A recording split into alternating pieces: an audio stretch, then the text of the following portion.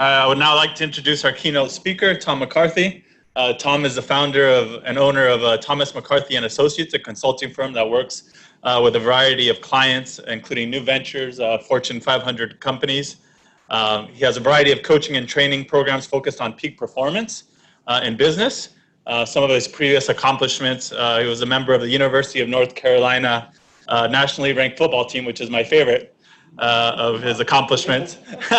The youngest stockbroker ever hired at a prestigious Wall Street firm, and the highest producing broker, and the first national sales trainer and national sales for the national sales street firm, and national sales manager, excuse me, for the Anthony Robbins training organization. So I personally want to thank Tom for taking time out of his busy schedule to be here with us today. Awesome. Here's a clicker. Thank you very much. Awesome. Thank you, Tom. Thank you. Well, good afternoon. Yeah. Come on, you do a little bit better than that. Good afternoon. That was a long day. Good afternoon. Good afternoon. My front row people here. You don't count on you guys. So I am excited to be here, and great seeing Olin. Is it not on? I think you got to push the top there. Push it. Yeah. I'm sure it's on top. Yeah. Is it on now? Yeah. All right. Better. I like it. Now I'm probably too loud. So it's great to be with you. I'm excited what you guys are doing in taking kids and educating them and putting them out in the world much better than when they come into your institutions is awesome. I don't have a PhD. I went to the University of North Carolina, and I was one of those kids that looked at the course catalog and picked the easiest classes. They were interesting classes, but I didn't want a bunch of papers I had to write. I didn't want to have to take exams every time. But I made it through, and that was an awesome experience, I think, for me, going through that institution, University of North Carolina, and really bonding with not only the football players, but the people in that institution, and coming out really a more developed person. And so today, what I want to share with you, though, because these are some things I wish that probably would have been part of my institution and would have gotten me more engaged. I want to talk to you about disruption. And with disruption, what do you typically think about? What comes to mind when you hear disruption? Chaos.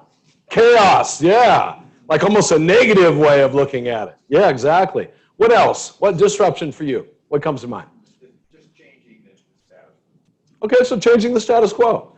And a lot of people think of disruption in terms of technology. Most of our clients are technology companies.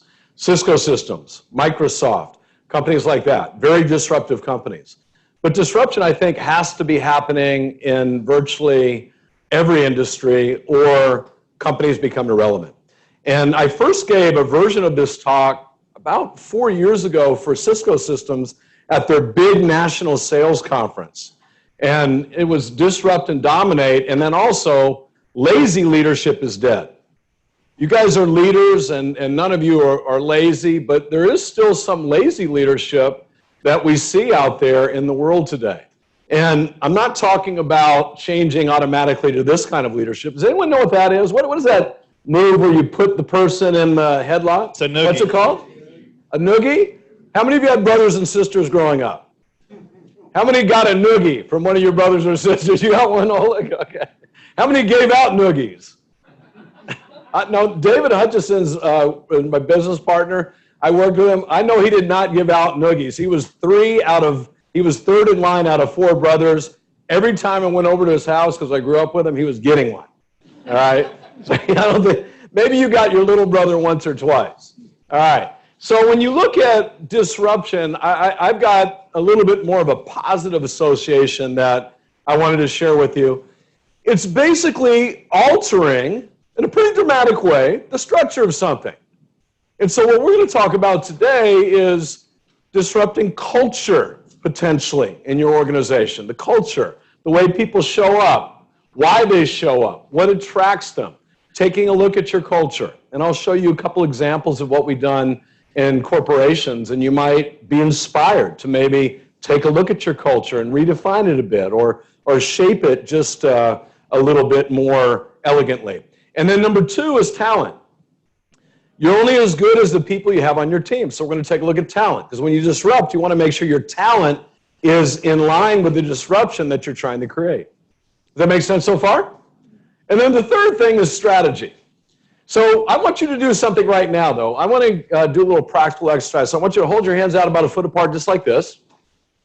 And when I say go, you're just going to grasp your hands together, okay? When I say go, sir. Yeah, all right, ready, go. Good. Now hold them together.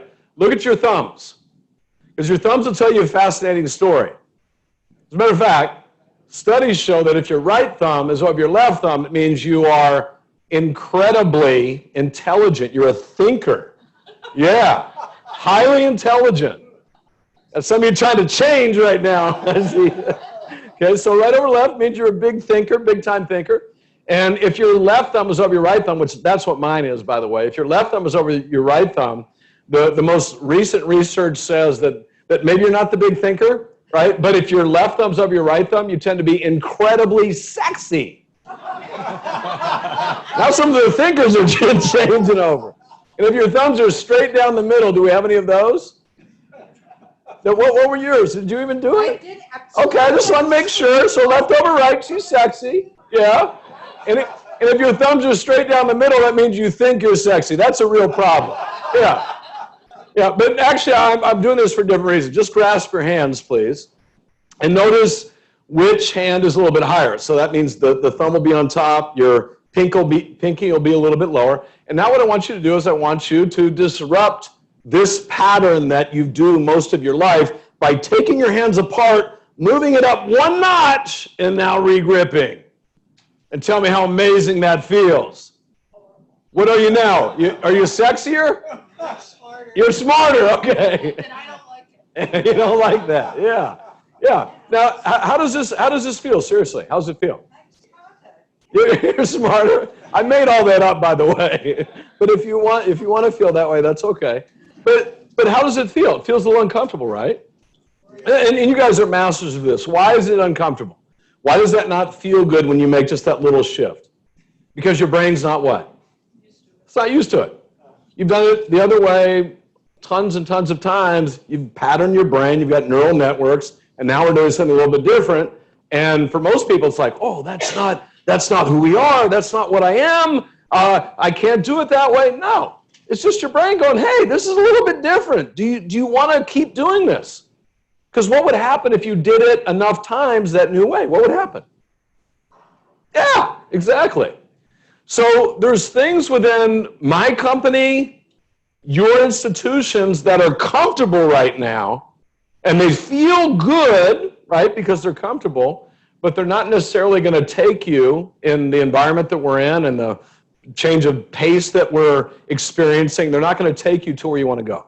And so I want to challenge you a little bit. Let's take a look at some other companies. Look at these companies. What do all these companies have in common? How many recognize a bunch of companies up there? Raise your hands if you do. Yeah. What do they have in common? They're new? New or relatively new. Huh, okay. They're kind of dead. He says they're new, you say they're dead. Okay. Yeah. So what can someone else give me? So you say they're kind of dead. Any other? Obsolete. Obsolete, many of them? They were leaders in the field. Yes. Yes, that's true too. At one point in time, every single one of these companies was a kick-ass company. They were the best of the best. And now every single one is pretty much irrelevant. Some are still around. I think Yahoo's still around, kind of. They got bought by Verizon, right? They're a division of Verizon. But most of these companies are long gone. And it didn't have to be that way. But they stopped disrupting. At one point, these were the disruptive companies. And they got kind of fat and happy and stopped disrupting. So everybody do this. Pull out your BlackBerry. Pull it out. Come on. Where's your BlackBerry? Huh? Where's your BlackBerry? How many used to have a BlackBerry at one point in time? How many loved your BlackBerry back in 2006? Yeah. But right now you don't have one. Oh, where's your BlackBerry? You turned it in, okay, yeah. But in the military, that's all you got. But BlackBerry, if you go back to 2007, now what happened in 2007, by the way? Do you guys remember? and the introduction of the iPhone. 12 years ago, Steve Jobs announced the iPhone. But prior to the iPhone, the BlackBerry had over 50% market share of the smartphone industry. There was a booming company. If you owned the stock, you made a lot of money over a course of several years. And now, if you look at their stock, it went from a high of about $190. I haven't checked it lately. They are still in business. They've rebranded. They're now a security company. But last time I looked at the stock, and this was a few months ago, so it may be different, about $7. Lost 90% of their market share. And really not even playing in the business that they once made famous. Now, when the iPhone came out, there's an interesting story. There were two CEOs, co-CEOs. One of the CEOs saw Steve Jobs do the unbelievable keynote for the iPhone, and he was worried. And he came into the office, and he talked to the other CEO, and he goes, you know, this is scary. Like, how do they get that browser on that phone? And you know what the co-CEO said? Oh, don't worry, we'll be fine. No, you won't be fine. You cannot stop disrupting. You can't settle in. And you guys, I mean, you're the industry that you're in, educating young people. I mean, it's a very competitive industry, and it's a challenging industry. And these kids that are coming in, they want a different experience than what I had and what all of you had, right? And so I know you're disrupting. I just want to share some ideas with you on that. So the first thing I think you need to do is you have to build a destination, and I'm talking now for talent, but also for students, but primarily for talent. Like, how do you get and keep the best talent? Does anyone know where this does anyone know where this hotel is? Now, are you local? Yes. Okay, you're local. Anyone from out of town, do you know where yeah. Coronado? Yes, Hotel del Coronado. Who's been there? Yeah, all of you got to go there. Amazing hotel. It's an old historic hotel built in 1920 or something like that. And one of the first places I stayed when I moved here 30 years ago was at that hotel. Love that place. It's amazing, right on the water, so cool. And yet, if you go to TripAdvisor, you will see a lot of people go, this is amazing, this is such a great hotel, but what else will you see? What was that? I was going to say down. Yeah, it'll have some 5-star ratings, it'll have some 4s, which is pretty good. 3s, all it tells us that meets the standard, right? It'll have some 2s, and it'll even have some what? Some 1s. It'll have people that say, I'll never come back to this place, worst experience of my life, a great hotel that I absolutely love. Some people won't like it. Now, why am I bringing that up? Whatever destination you create is not going to be right for everybody. It's not. I mean, I love University of North Carolina. That was a great school, but not everyone would love going there. I had a daughter go to UCLA. She loved it. Not everyone would want to go to UCLA, either for the city or for whatever reason. I had a son just graduate from Harvard this past year. Not everyone, and Harvard, yeah, but not everyone wants to go to Harvard. It's just, it takes a certain person that really wants what those institutions offer. And so when you're building culture, one of the things I think that's really important is build something that expands reality in a way that will attract the people you want to come. And by virtue of attracting people that you want to come, you will also have some people that will not want what you're offering. And I'm talking about talent. I'm talking about, your staff. I'm talking about your faculty. Right? Not everyone's going to want the type of energy that maybe your institution has. Or not everyone's going to want to get pushed to be disruptive or continually change their game and up what they're doing in the way that your institution might want to do. But I think you've got to create something that is going to bring the best and the brightest and really attract them. And so I've got a couple stories that I want to share with you on that. What do people want? What are they looking for? What is top talent looking for right now? Why would they want to be on your team? Just yell out some reasons. I'm curious. Why do you think people would want to be on your team? What are they looking for when they come? To be creative. I love that. Awesome. Sir, how about you? The team leader is incredibly good looking. And that would be you? Yeah. Okay, and he's very humble too, yeah. Okay, the team leader is incredibly good looking. All right, I'll agree with that. You're a very good looking man. And what about yours? What do you think people are looking for? Inspiration. Nice. How about you, sir? Entrepreneur. I'm a startup university. Okay, so they want to feel a little entrepreneurial, even though they're in an organization, a team. They want to kind of feel like they have a little bit of say in what happens. I love that. Yeah, I think they're looking for a couple things. Amazon AWS is one of our clients. I think they're looking to be part of it. The winners, not everybody, but the winners in life are looking to change the game. They want to matter. They want to be part of something that's on the cutting edge, right? They want to see things that are going in a direction of growth, not stagnating. And so I think the way you build your culture, and I'm going to talk about creating a little bit of a cultural mantra. It's just one part of a culture, but having a cultural mantra that maybe embraces some of these things that people are looking for. I think they also want to be part of a winning story. Does anyone know who this is? You know his name? Mark Benioff. Billionaire, built Salesforce, right? Another client of ours. But people, and I've seen several people from other companies that are clients of ours go to Salesforce recently. And they're going because they want to be part of a winner. They were part of a winner. Companies maybe stagnates a little bit, and now they're going to Salesforce or they're going to Amazon. We've seen several people do that recently. Does anyone know who this guy is? He's actually part of an institution. Does anyone know he is a basketball coach? Anyone know who he is? His name is Tommy Amaker. Played at Duke, and he was coached at Duke, won a championship there under Mike Krzyzewski, and now he's the basketball coach at Harvard. And he came to Harvard after getting fired from University of Michigan. He didn't succeed. And so he goes to Harvard, and he takes over a program that has never won an Ivy League title. Basketball at Harvard was really crappy, like this had never been good.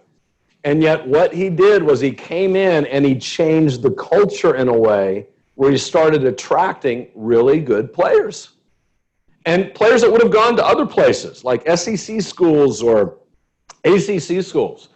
And my son was, he grew up here in North County, San Diego. He was not the kid that was studying all night and always concerned about his grades. My daughter was that person, not my son. My son was the younger one. And so he had a decent grade point average, and he did pretty well on his test, but I never thought he'd want to go to Harvard, because, you got to work really hard at Harvard. But he went on a recruiting visit, and he met Coach Amaker. And Coach Amaker told him a story. He told them a story about their culture and who they were, and he talked about, not only are we going to be a great basketball team, but when you come here, you're going to meet people you just can't meet other places. You're going to create a network that's going to help you the next 50 years or 60 years of your life. And sure enough, that actually happened. I mean, he met Jimmy Carter. He met Steve Ballmer. Met all these people because Coach Amaker didn't just create the story. He actually set up events where whenever someone came to Harvard, he had the team come, and he would have the team be able to hear this person speak in a little private setting. It was amazing what he did. But he created something that was not in existence before, a different culture. And so this is my son. He chose Harvard over a lot of different schools that would have been probably for him more fun. But he chose Harvard because of a story, a culture, a story that this coach built. And there he is at Kansas his freshman year playing against the University of Kansas. Now, here's the interesting thing. Every single one of your institutions already has a story. It's got a story. Every day, people show up in their head with a story. All of you have a story of who you are and what you're about. And as leaders, one of the things that we can do is we can shape the story to attract more winners and keep more winners. And also, like Oleg's talking about in interviewing, one of the things you want to do when you're interviewing is to lay out the culture and the behaviors that you want so that a person that's not right for it can almost self-select. Hey, I'm not up for that. That's not what I want to do. But until you build this story, it's hard to do. And it's interesting how powerful stories are. It's one of the things that just, I mean, I've always been a big component that you are your story. Whatever story you have of you in your head, that's basically who you are. That's what you live up to. How many of you agree with that, by the way? Just curious. A little bit deep, right? But I had an experience the second game of my son's career. Now, he's graduated now. He's working on his MBA at Rice University. But the second game of his career was at Holy Cross. And so the Harvard team did not play well. I went to watch the game. They lost by 1 point, but didn't play well. Should have beat Holy Cross. My son didn't play that great. He was a freshman, second game. He didn't play that well, had made some mistakes. Tried hard. You know, end of the game, he had the final 8 points, but he didn't play that great. So after the game, I'm sitting in the stands, and this young lady walks up to me. And she said, you know, I just got to tell you, I'm a huge fan. I'm like, wow, my son's only in his second game. He's got a fan. I said, thank you very much. You know, really nice to meet you. And then there's another person like walking up to me, and he goes, you know, I just have to tell you, I love your work. I said, what? I'm thinking I've written a couple books, but I didn't know like college kids were reading my books. I said, well, thank you very much. You know, I really appreciate that. Thank you. And then a third person walks up, and he looks at me, and there's like a line forming now. He looks at me and he says, you're Matt Damon, aren't you? And I said, oh, no, I'm not Matt Damon. No. And he goes, right. And so people thought I was Matt Damon. They had a story in their head that Matt Damon was here watching this basketball game. And so there's this line, like this whole line of people coming. I'm like, oh my God, I got to get out of here. Like I wanted to see my son, but you know, so I'm running out of the gym. Now I really look like Matt Damon, I'm sure, like running away from his fans. And so I'm out in the parking lot. It's in November. It's freezing. I'm hiding behind a bus, and I'm texting my son. I said, hey, because I wanted to see him before I caught my flight. I said, come on outside. I'm in the parking lot. You know, talk to me before I have to leave. And he texts me. He goes, why are you outside? I go, because people think I'm Matt Damon. And so anyways, I waited for it to die down a little bit, and then I come out behind this bus, and I'm walking, and now this throng sees me, so they run at me. Now I don't even have the heart to tell them I'm not Matt Damon, so I'm taking some selfies with them. But my son, he found some people tweeting. I wasn't even tweeting back then. But you can see these little tweets, you know, when Matt Damon comes to the Holy Cross for the Harvard game, right? Now, that's not Matt Damon, that's me. And then you can see the other one. Matt Damon just casually chilling at the Harvard Holy Cross basketball game. But why did these people come up to me? Because they had a what? And if you just say the word story for the next couple of questions I'm going to ask, you're going to get it right? Yeah. They had a what in their head? They had a what? And how powerful was that story? It got them off their butts, made them walk over to someone that was not even the person that they thought that I was. Stories drive action. And so what are the stories that we have? I want all of you, this is, and some of you may have done this before, I want all of you to look at this sentence and just read it out loud, please. Read it out loud.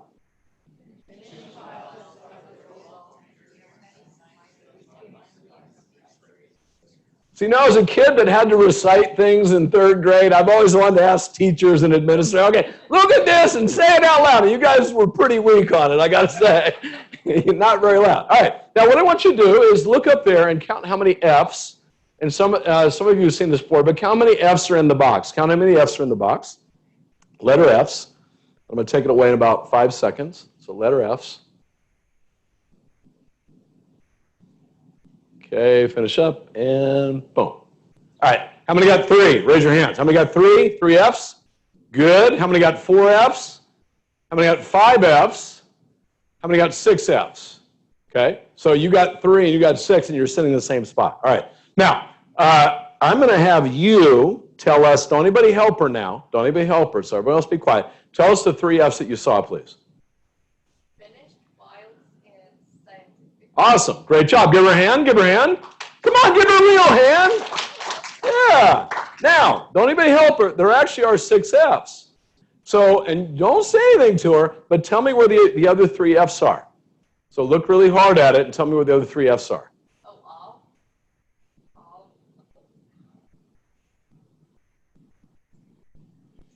You got two? Yeah. Is there a third? Is there one more F? Yeah, there's one more of. Yeah. Now, how many of you are just saying the ofs for the first time right now? Raise your hands. Yeah. Some of you are too embarrassed to admit it. No, I saw them all along. Yeah. But what did your brain do to you? If you didn't see 6 Fs, what did your brain do to you? It blocked you. The story in your brain, which, by the way, everyone say the word of out loud. Say of, please. Come on, really out loud. Say of. Yeah. When you say the word of, what's the story you're telling your brain? It's a what? It's a V. Yeah. So when you did that, that's why I had you read it first. Some of you, your brain could not. How many can clearly see the Fs now and the ofs? How many could not see them before? And be honest with me, please. Okay. Yeah. This is an example of what our brain does. When we create a story, it can either block us from seeing something, or it can cause us to see something different. So the stories that are showing up right now, every day, on your campuses, in your organizations, are incredibly important. Down in Coronado, the same place where that Hotel del Coronado is, there's an elite military organization that trains down there. And I know Oleg knows who these guys are, but does anyone else know who these guys are? Who are they? Navy SEALs. And you can see what they do. They create a story that's not right for everybody. As a matter of fact, they'll start with about 150 people in a class. They'll graduate generally 10%. A lot of them are friends of mine. So about 15. So it's not, this is very elite. And I'm not saying we've got to embrace like these hardcore things like this, but look at the story that they create that drives the behavior and that makes people want to be part of it. Look at some of the things. All in all the time. Right? I'm never out of the fight. Who saw the movie Lone Survivor? Anyone see that one? Lone Survivor, raise your hands if you saw that. Or read the book. Like people fighting to the last breath because the story of that organization is I'm never out of the fight. I'm never out of the fight. Now, let's start looking at more corporate mantras, not quite as intense. But if you look at what we do in our organization, right, Fire Up Training, which the partner is David Hutchison back there, and then Ken Thompson somewhere around there's Ken. Ken also is a partner in business with me. But, you know, we help a lot of people. So the number one thing we look at is everybody that comes into our organization has to want to help people first. Someone that's a self-sorter or trying to get theirs first would never fit on our team. We help a lot of people. We create tremendous wealth. Now, first, we create tremendous wealth for our customers, our clients. And then if we do that, it comes back to us, and also we have a lot of fun. You know, the people that don't have a positive energy, they're going to have a tougher time. Now, look, they can be male, female, they can be any race, they can be any religion, but we want people that are enjoyable to work with, right? People that aren't dragging the energy down. And so we create a cultural story. Give you some examples. And by the way, when I give you these examples, I'm just trying to give you, some things that potentially could spur you to create what I call this is a mantra. I used to do values. And we go into, I would go into companies. And I'd go, do you have values? How many of your organizations, institutions have values? Raise your hands if you have them. Yeah. I go, do you have values? And they go, yeah. And then I would ask the $1 million question. What are they? And they go, oh, they didn't know them. They never knew them. They knew 1 or 2, but they'd say, we got 8, and I always forget the 5th and 6th one. And they didn't know what they were, so these values were having very little impact on a day-to-day basis. So what I just said is, look, let's figure out the behaviors. Let's create a cultural mantra. 3 quirky bullet points that drive what you want so that you can start measuring your culture, which we're going to talk about in a minute. And so this is a leader, young leader, the guy to the left was All-American decathlete at Clemson. He's with Cisco Systems. But every organization he's been in, he's led 3 since I've known him. This has been his cultural mantra. Get 1% better every day. What is he asking you to do by that, by virtue of that? What do you have to be? You have to be a learner. You got to be someone that wants to grow. If you're saying, nah, I'm good enough, I I don't like to have to read or go to training. You're not going to fit on his team, which is fine, right? Because there's going to be other teams for you, but his team, you got to be able to do this. And then take risks, fail fast. What is he asking you to do there? And I'm not saying that's right for every organization, but what is he asking you to do? Be disruptive, right? Yeah, fail, but do it quick so we can learn from it and move on. Don't hem and haw and then fail, 3 years from now. Like, take an action, get it done. I'm not saying these are right for any of you. This is just an example of what this guy created. Salesforce up in Canada, a leader comes in, and her team is underperforming. She inherits an underperforming team. They don't have any culture. Now, this is Salesforce, good organization, but an underperforming, like she's got the whole country underperforming. And so she creates a mantra about leading with courage, every level. And I think, Owen, you talked about this, like every level you have to lead at, right? Doesn't matter if you're an individual contributor or the head vice president of Canada. She wants people getting in front of customers and having those tough conversations.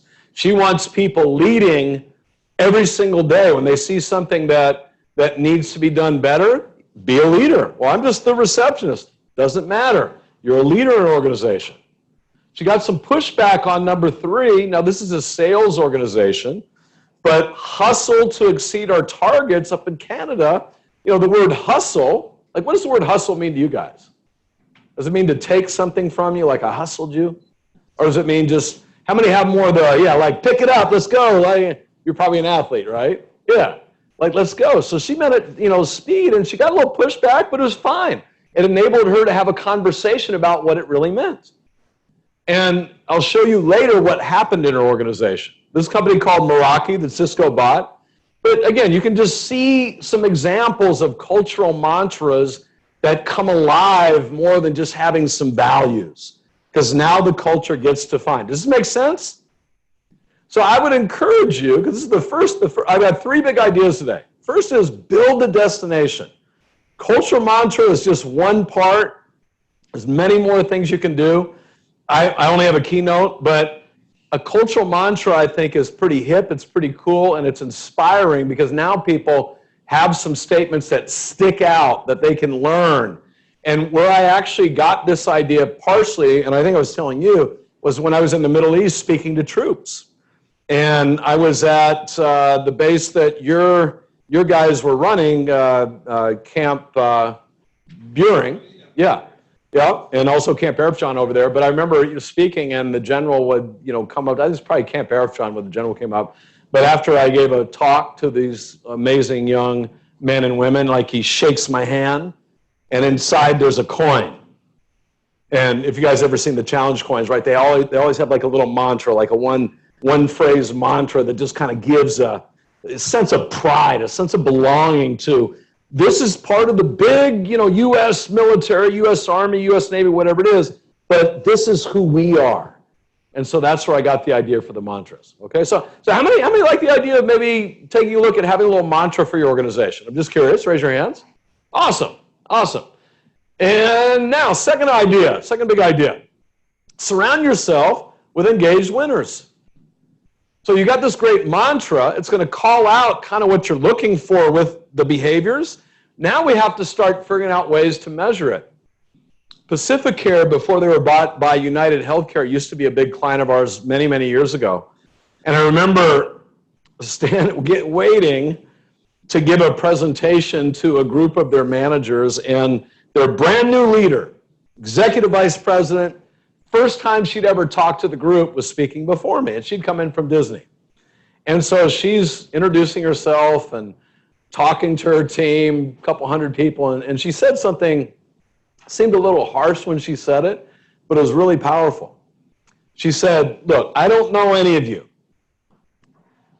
but here's what my expectations are. When I come back a year from now, I want to make sure that you understand I'm expecting you to have all A players on your team. And then the part that was a little harsh, okay, that makes sense. She said, because the thing you have to understand is that your team is holding your future in this organization in their hands. Who do you want holding your future in their hands? And that was an interesting question. It's like, whoa, okay, I've been holding on to, Mary or Tom for kind of a long time, but now they're holding my future in their hands. Whoa, I better take a closer look. And so I think we have to take a close look at who we've got. So it's football season now. This is not because it's a sport. I'm using this as a case study. It's a business that's easily measured. If you look at the NFL, whether you like football or not, here's something interesting. There are 32 teams. Each team only gets 53 players. So your head count's 53. You don't get more than she does, right? You both get 53. And you have a hard salary cap. So you can only pay your 53 players. No, you pay them $177 million. It was a lot of money, right? But you got to split that up amongst 53 players. You don't get 180 and you get 172. You both get 177. You cannot exceed it like other sports. So everybody spends pretty much the same amount of money. Now, with all that in mind, these were the two teams that made the Super Bowl last year. Patriots and the Rams. And the number 8. What do you think the number 8 stands for? Give me a guess. Number 8. Yeah. That may be true. I don't know the answer. Yeah. He said the number of times the Patriots have been in the Super Bowl. I don't even know. That might be true. Yeah. The number 8, what it stands for in this example, is the number of coaches that got fired last year. So out of 32, 8 got fired. They lost their job. Now, why did they get fired? Because remember what this lady told her team. Why did these coaches got fired? Yeah, whoever they put their future in the hands of did not perform. They didn't win enough. And think about it in the roles that you guys are in, right? The people that you're putting your future in their hands don't attract enough students, right? Or don't retain students, or don't get a high enough satisfaction rating from students that creates an energy that makes more students want to come to those classes or to your institution. 8 coaches got fired, and all 8 that got fired, they had 53 players that they got, the same amount of players that the people that won got, and they had the same amount of money. So when you look at what makes a winner, I look at 2 things. Most people look at results. I think that's really important, but I think we also have to measure culture. The problem is, and this is something actually maybe Oleg can help with you guys with too, but most people don't know how to measure culture because they don't know what their culture is. That's why when you have a mantra, which are actions, behaviors that you're looking for, now you can start measuring those. It's not saying someone who's high in culture is a nice person. No, they're living the behaviors that you're looking for in your organization. And so you see, does anyone know who this guy is in the upper right-hand corner? What's his name? Tom Brady. Yeah, who doesn't know who he is? I'm sure some of you don't. Yeah, his name's Tom Brady. And I'm going to give you a little tutorial on Tom Brady because you said you didn't know who he was. Yeah. Yeah. Yeah, Tom Brady. That's what he's pretty handsome, isn't he? Yeah. Yeah. But Tom Brady is won 6 Super Bowls or something like that. It's crazy. He performs at a very high level. He's also like 42 years old, which virtually nobody plays that long in this game. But he embodies the culture. He is the culture of that team. And then if you look to the person to the left of him, that's Jared Goff. He was the quarterback of the Rams. And so he's not good enough to be over in that Tom Brady area yet, but potentially he could be because we want to develop, his leaders want to develop, move him over, but he embraces the culture. And I'm not going to do every player on here, but does anyone know who the upper left-hand corner, who's that? Tim Tebow. How many have heard of Tim Tebow before? Raise your hands. Yeah. Now, what are we saying about Tim? He's a great guy. He's a great guy. People love him. But he's not played in the National Football League for about 4 years, and he's still young enough to do it. Why? because he couldn't get the job done at the position or the role that. Now, doesn't mean people don't like him. People still love him. They love having him come around in the locker room and say hi. But no coach is willing to put him out on the field as their quarterback, because that's a way you get fired. So it's not like we're harsh and mean. It's just some people are going to be great human beings. They're just not going to get your organization to where you need to be. Does anyone know who the lower right-hand corner is? Terrell Owens. Yeah, so Jorge knows who he is. And this guy was a superstar, Hall of Famer, but he was the biggest pain in the ass for every team he's on. Who's had someone like that on your team before? Raise your hands. Yeah. Don't point to someone in the room if they're there, if they're with you. Yeah. But even when he got inducted in the Hall of Fame, you know what he did? He didn't go to the ceremony. He had his own ceremony just for him. Yeah. And then probably the worst block you can be in is this lower left-hand column, and this was a San Diego Charger. You can see his name, Ryan Leaf, but he didn't buy into the culture, and he couldn't perform, and he was the second guy picked in the draft the year he came out of college. He was picked right behind Peyton Manning. Yeah. He's a Los Angeles person. You're saying he's a Los Angeles, you're not even going to claim it. Yeah.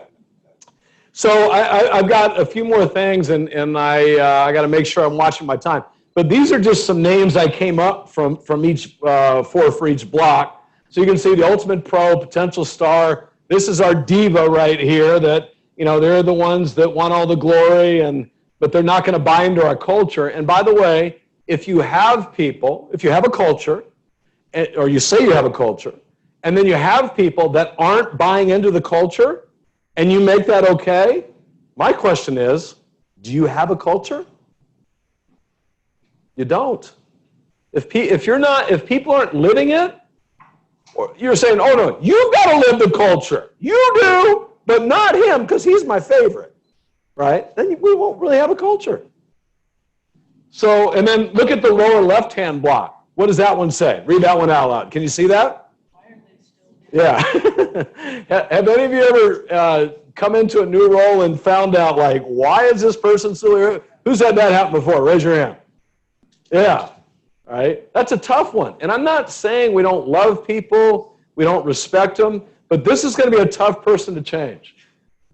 So here's what I believe every organization needs to work hard on. Moving your team from 9 blocks to 2. This is where you win. You win with your 1s and your 2s. Now, I'm not saying everyone's going to be there right away, and it's probably a, utopian goal. But I know this, if you and I are competing for students, and you've got most of your faculty and staff up in that 1 and 2 block, and I've got mine distributed throughout, all those blocks, you're going to beat me. You're just going to win. This is Salesforce.com when this leader took over. This is her regional vice presidents. Now look at the distribution. She had 1 in that Ultimate Pro. She had 7 in that next block. And then she had people, and she didn't have anybody down here, which was cool, but she had people that weren't buying into the culture, right, 1. And then she had some underperformers here, dragging on her team's ability to accomplish the results they wanted to have. Now, since she put in the culture, and this is just her RVP, she has another 100 account executives, salespeople, but since she put in the culture, their cultural mantra, she's had 5 people choose to leave, and none of them were people that made her wish that they would have stayed. So having the culture actually define something that they weren't really willing to step up into, and it's been a good thing for her. She's actually pretty excited about it. All right, so we said, yes, question, yeah. So when you talked about 2 blocks, you had high results, high culture, and then high people online. Okay. Okay, I'm not sure that I have something that important to say. But, Better be good now. I Yeah, I'm going to rise to the occasion. Move into block 1. So you mentioned 2 blocks, and you said high culture, high results, high culture, mixed results would also be okay. Move your people into 1 and 2. Why not 1 and 4? Why 1, 2? Why not 1 and 4? So meaning high culture, high Well, results, and well- high culture, mixed culture? Yeah, no, great question. So what we used to say was move your team from 9 blocks to 4. We actually used to include these two. I think, though, that the ultimate way to win is, and again, you saw the one I just showed you. She didn't have all her people in there. I'm just working on it, and it's a work in progress. So there's things I'm not going to be able to talk about today, but we like to have a quarterly coaching session with each of your direct reports where you're trying to move them up culturally or you're trying to move them up in terms of results. Every quarter, an hour, one-on-one, detailed plans on how to move them. So I guess my question was, is culture more important than results? I think they're both really, really important, but if you allow people not to live your culture, you don't have a culture. Because if I'm saying, look, you've got to be, let's say integrity, let's pick one like that. You've got to have incredible integrity, right, to be on our team. And then I go, but you don't, she's got to do it, but don't worry, you can do whatever you want. And then you're like, whoa, wait a minute, what? And everyone else is going to be like, what? How come certain people don't? So that's why when we let it, and I'm not saying right away you're getting rid of people, you're coaching them. You're coaching them on the culture. You're calling out some of the things that they're already doing well, and then you're helping them grow into that culture. And some people are just not ever going to embrace it. So be ready for that too. Great question. Yes? It would seem to me people in box 4 would be short-term results as opposed to long-term strategy results for a company. Yeah, short-term results. Well, short-term, they're going to be great, but for the long term, if you're not buying into the culture, you're not going to be successful long-term. Yeah, here's the biggest challenge in corporate America, honestly, is people want to hold on to this one, especially in a sales organization, because, hey, they're bringing results in. I say they are, but what you're saying is that you're going to hold on to this one because you don't believe you can get one of these. See, I think you can get one of those if you stay strong with your culture. I think you can attract somebody that will get you every result this person's going to get and enhance your culture. So again, I would love to have a discussion with you. I only have a keynote though here, okay? So I got like 10 minutes left or something like that. Yeah, but great questions, and I will stay afterwards if anyone wants to talk about this. Okay, so I want to talk about engagement too. One of the things that we talk about in leadership, one of our modules is be your team's CEO. Now, what does CEO stand for? CEO. Chief Executive Officer, that's the one you've heard before. We call it the Chief Emotional Officer, the Chief Engagement Officer, the Chief Energy Officer. And so when you look at Gallup's information, and think about this right now. You guys are here, but you've got whole teams of people back in your institutions, and I'm sure you're world class, but look at what happens in an average organization. You've got 1.83 people, whatever a 0.83 person looks like, engaged to every one that's disengaged, that's taking a paycheck from you, but not really doing the work that you're requiring or expecting of them. That's not very good. Now, 5x advantage, if we go to world class, it goes to 9.5 to 1, 9.57 to 1. That's a huge advantage. And so when you look at part of your job to create something that's going to attract great students, if we can get more of our staff engaged, and by the way, get more of our students engaged too, right? So this can go for students too, right? It's a huge advantage. So why do people disengage? Gallup does something called the Q12. You guys probably have seen it before. But they go and they look at, and they've studied like 3 million people to see why does disengagement happen. And so just read the first one out loud. What's one reason disengagement happens? Just like third grade, guys. All together, ready, go, come on. How long do you think it takes before somebody that's not getting praise or encouragement, they start disengaging? How long? Do you know it's a week or less? 1 week. If they're not getting some encouragement or some praise, they're going to start disengaging. And we're talking about potentially your 1 blocks disengaging or your 2 blocks. And by the way, when you look at your 1 blocks, those are the people that usually get less attention. Why? Where are we putting most of our attention typically? into the problems, exactly.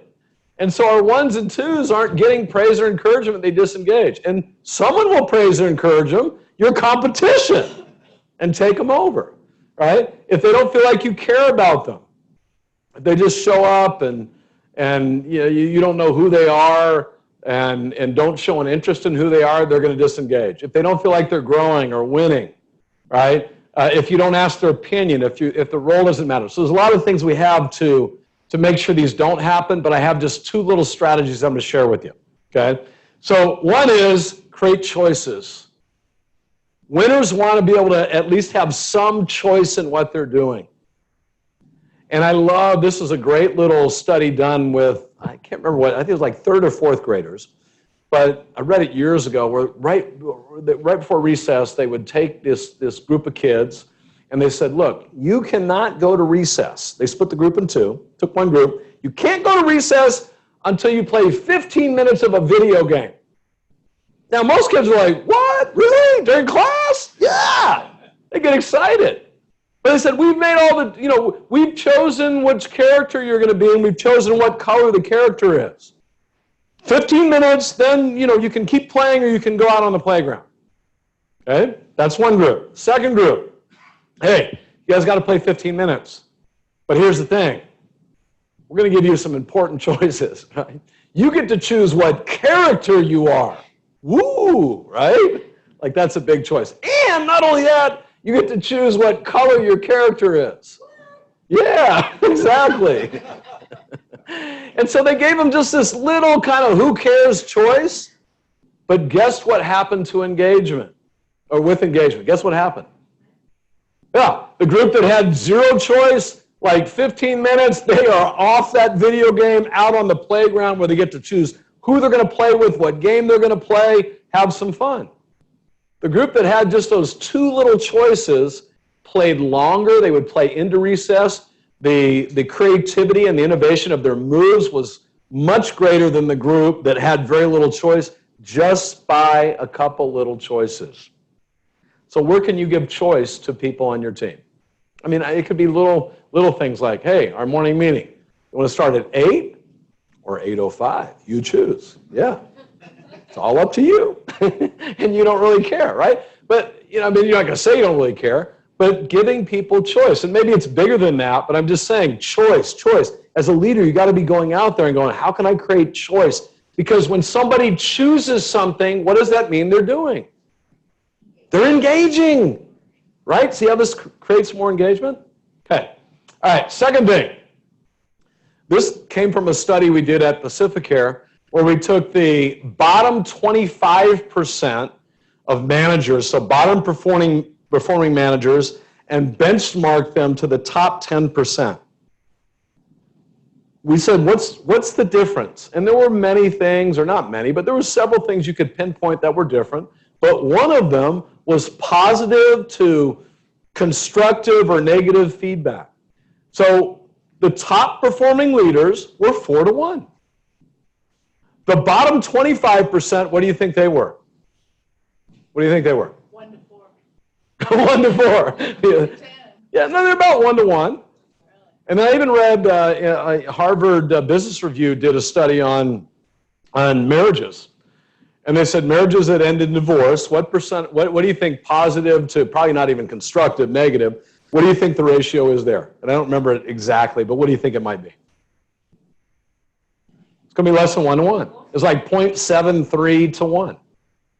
So what are we doing? We're trying to create engagement as leaders. What's something that we need to do? We need to make sure that we're filling the cup, right? We're encouraging people. And it's not always, sometimes it's something they did that's really great. We're being really specific. And we're asking the all-important question, hey, great job. I love what you did in that situation. And then the thing that most people forget to do, how'd you do that? How did you do that? Tell me how you did that. That was awesome. You stay that extra minute with them, and now they go, I don't even know how I did it, right? Well, how do you think you did it? And then they come up and they share it with you, and now what's happened? They've recreated in their mind, higher likelihood they'll do it again, plus you learn their strategy.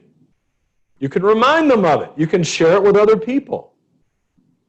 but be a 4-to-1 person. One thing I'd encourage all of you to do, and David, how many times when I'm, well, he's probably going to say none because he's going to tease me, but how many times when I'm out teaching have you gotten a text from me just saying, hey, I really appreciate you, you know, you're critical to our success. You've gotten that a few times, right? Yes. Yeah, because usually what I'll do is we don't have time now, but I'll say, I'll pull your phone out and I'll have you text somebody on your team right now and just tell them how much you care about them, how important they are to you. You know, I'm sitting in this meeting and it was just thinking about you and how critical you are to our team. I would encourage all of you to do that during the break to at least one person. And then they're going to text you back going, are you okay? We did have that happen with somebody. Did someone steal your phone? So, but how many will work on being a 4-to-1? Raise your hands. Yeah, awesome. You're not sure yet? Not sure yet. Yeah, all right. My situation, no. All right, not in your situation. Okay. All right. And then the last thing I want to talk about when with this is, so number 1 was build a destination. Number 2, surround yourself with winners. Got some ideas on that. And number 3 is mess with success. Does anyone have the new iPhone 11, blah, blah, blah, blah, blah? Anybody have that one? No? Yep. David Hudson has that if you want to see it. He'll show it to you. But so when I put this slide up, or when I found this slide, they didn't even have the 11. But look at this. These are all the iPhones that have come out since, I guess, 2007 or whatever, iPhone 1, all the way to, this was the iPhone X. But if you go back, who had the iPhone 1? Who bought the iPhone 1 at some point in time? But the iPhone 1? Okay. All right. Well, what was your first, do you have an iPhone? I do. I just got rid of it, but I had iPhones from 2 on. Okay. So 2.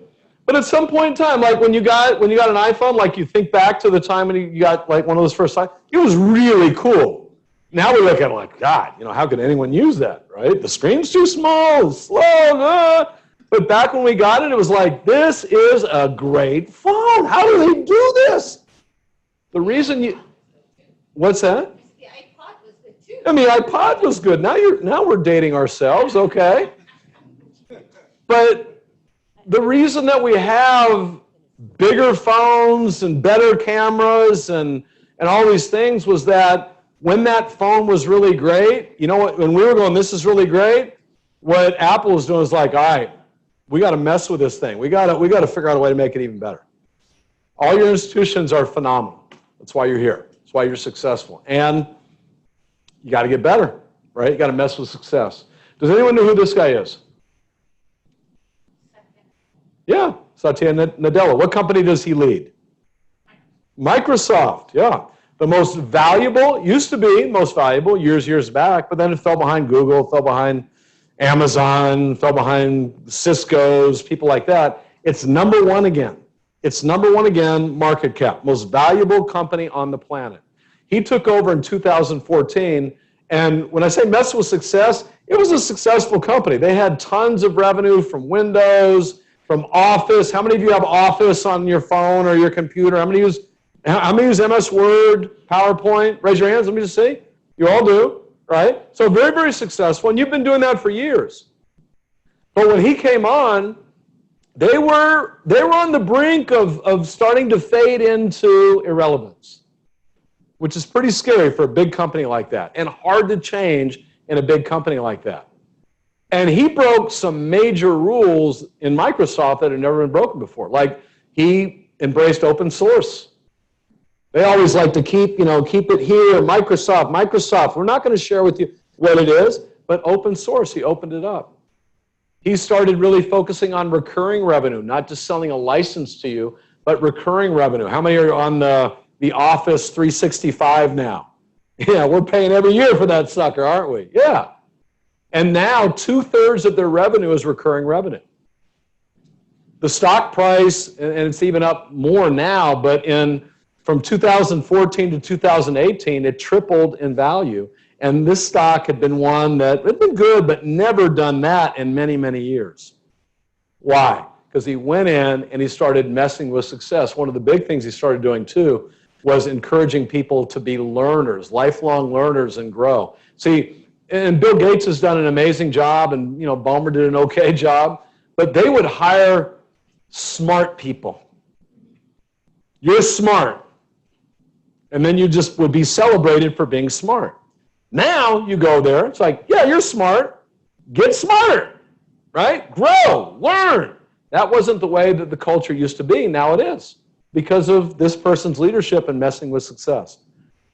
This is a book, and we've got some copies for you. So David and I have some copies that we'll give you. But one of the things that we do, and as a matter of fact, David was supposed to be flying to Amsterdam with 2 other of our team members today, but his flight got delayed, so he's going out tomorrow.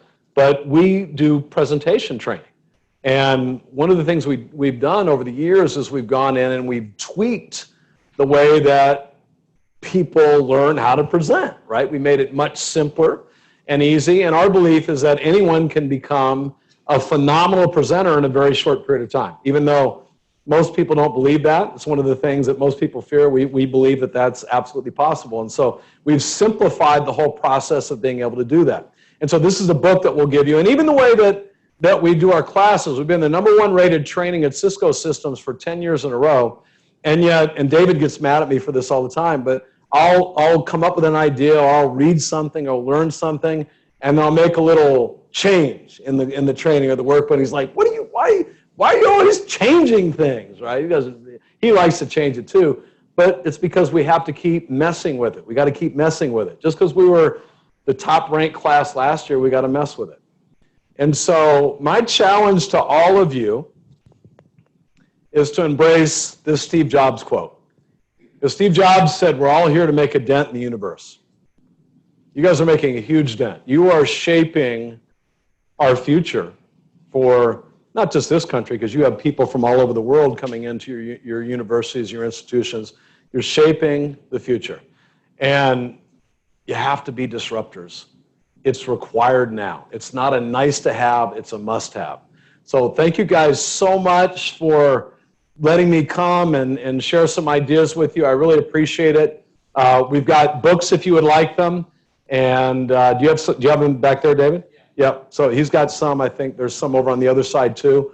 Any questions, we'd love to talk with you. We'll be here for a little while, but thank you very much. And can you guys do me a big favor? This guy right here has put a ton of work into this conference. Like, I don't know how many emails. You must have thought I wasn't going to show up, right? 'Cause he's even emailing there. Tom, looking forward to seeing you today, right? And I've been traveling like all over the world, and I'm late getting back to you. But this guy really cares about all of you and worked his tail off to make this a great conference. Could you do me a big favor? Like, if we gave him like a crappy little ovation, what would that be like for Jorge? Show me an example. Like, yeah. Now, if we gave him kind of the average ovation, not crappy, but an average one, what would that one be like? Yeah. But if we gave him a kick-ass, outstanding ovation, first of all, would your booties be in your seats, or would you maybe stand up for the guy? Let's give him a big ovation. Come on, everybody. Yeah. Thank you, Tom. Appreciate it. Good job. Thank you. Thank you for the thoughtful and motivational presentation. Appreciate it. Some quick takeaways. If you want to disrupt and dominate, build a destination, create a mantra, surround yourself with engaged winners, high culture and high results, be your team's chief emotional officer, create choices for your team members, use 4-to-1 positive constructive feedback, and the last one, mess with success. Thanks again, Tom.